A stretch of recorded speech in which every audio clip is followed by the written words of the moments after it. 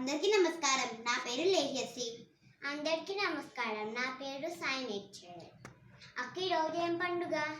ఈరోజు ఉగాది పండుగ. ఉగాది అంటే ఏంటక్క? ఉగాది అంటే యుగానికి ఆది.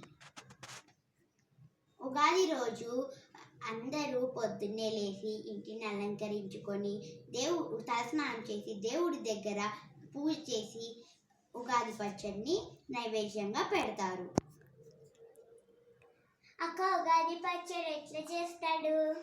ఉగాది పచ్చడి తీపి, ఉప్పు, కారం, వగరు, పులుపు, చేదు అవన్నీ కలిపి వాటిని షడ్రుచులు అంటారు. అవన్నీ కలిపి ఈ ఉగాది పచ్చడిని చేస్తారు. చేస్తారక్క? ఉగాది రోజే తెలుగు వారి కొత్త సంవత్సరం. ఆ రోజు ఈ ఉగాది పచ్చడిని చేస్తారు. ఎందుకంటే ఈ ఉగాది పచ్చడిలో షడ్రుచులు ఉన్నాయి కదా, అలానే మన జీవితంలో కష్టాలు సంతోషాలు అన్నీ కలిపి ఉంటాయని పెద్దలు ఈ ఉగాది పచ్చడిని తయారు చేస్తారు.